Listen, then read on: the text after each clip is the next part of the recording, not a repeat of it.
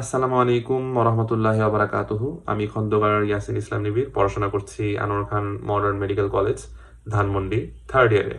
আজকে আমাদের বিষয় হচ্ছে মেডিকেলে ভাইভা ফেস করতে গেলে আমাদের যে নার্ভাসনেস গুলো রয়েছে সেগুলো আমরা কিভাবে কাটিয়ে উঠতে পারি।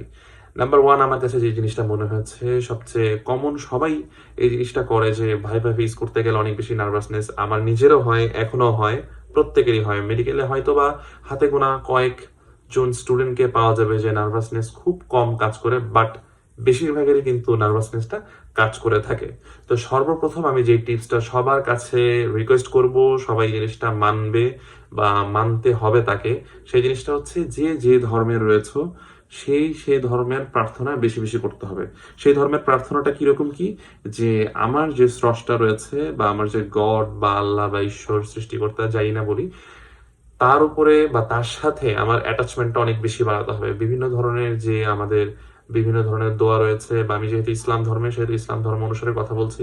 বিভিন্ন ধরনের যেমন দোয়া রয়েছে যে পড়াশোনার আগে বেশি বেশি করে রব্বি জিদনি ইলমা 7 বার করে পড়া, বা দরুদ শরীফ পড়া, বা অন্য অন্য যেসব সূরা কালাম রয়েছে সেগুলো বেশি বেশি করে পড়া, এবং অন্য যে যে ধর্মে রয়েছে সেই ধর্মের অনুযায়ী আল্লাহর নাম বা হচ্ছে যে সৃষ্টিকর্তা বা তার যে গড তাকে বেশি বেশি করে ডাকা। তো মূলত বিষয় হচ্ছে যে ধর্মের সাথে বা নিজের যে ধর্মটা রয়েছে সেই ধর্মের সাথে অ্যাটাচমেন্টটা বেশি বাড়ানো, নাম্বার ওয়ান। তাতে ফোকাসটা অনেক বেশি ভালো হবে, এবং অল্প সময়ে আল্লাহর রহমতে যে পড়াটা আমি পড়বো সেই পড়াটা আমার শর্ট টার্ম থেকে লং টার্ম মেমোরি সেন্টারে খুব ইজিলি, খুব স্মুথ ওয়েতে রিজার্ভ হবে ইনশাআল্লাহ। আমি এটা কথা দিচ্ছি, এটা গ্যারান্টি আমি বলে তোমাদেরকে বলছি, তোমরা এই জিনিসটা করবে ইনশাআল্লাহ, খুব ভালো একটা ফায়দা পাবে। Number one. নাম্বার টু হচ্ছে যে তোমরা যেই পড়াটা পড়ছো, তোমাদেরকে মেডিকেলে যেই পড়াটা পড়াচ্ছেন স্যার ম্যামরা, সেই পড়াটা বাসায় বা তোমরা যারা হোস্টেলে রয়েছো অল্প পড়ো বা একটু বেশি পড়ো, যেটাই বলো না কেন, তোমাদেরকে অল্প অল্প করেই বলবো যে যতটুকুই পড়ো তোমরা আইটেমের জন্য যেই পড়াটা পড়ছো সেই পড়াটা বারবার, খুব বেশি বার, যতবার রিভিশন দেয়া যায় সেটা তোমাদের জন্যই ভালো।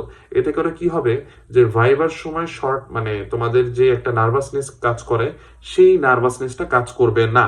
তোমাদের যদি কোনো ফ্রেন্ড থাকে, ফ্রেন্ডের সাথে ফেস টু ফেস বসে আর কি, তুমি তোমার টিচারের সাথে যেভাবে বসে আইটেম দিবে ঠিক সেভাবে করে তোমার ফ্রেন্ডকে কোয়েশ্চেন করবে, তোমার ফ্রেন্ড তোমাকে কোয়েশ্চেন করবে, এভাবে কোয়েশ্চেন এন্ড আনসারের মাধ্যমে তোমাদের যে ডাউটনেস গুলো থাকবে বা তোমাদের যে জায়গাগুলোতে কনফিউশন থাকবে সেই জায়গাগুলো আল্লাহর রহমতে খুব ইজি ওয়েতে, মানে তোমরা নিজেরাই বুঝতে পারবে যে খুব ইজি ওয়েতে সলভ হয়ে যাচ্ছে। তো তোমরা এই জিনিসটা করতে পারো। তার মানে নাম্বার ওয়ান হচ্ছে, প্রথম কথা হচ্ছে আমাদেরকে যে রিলিজিয়ান, যে জায়গাটা আমাদের যে ধর্মীয়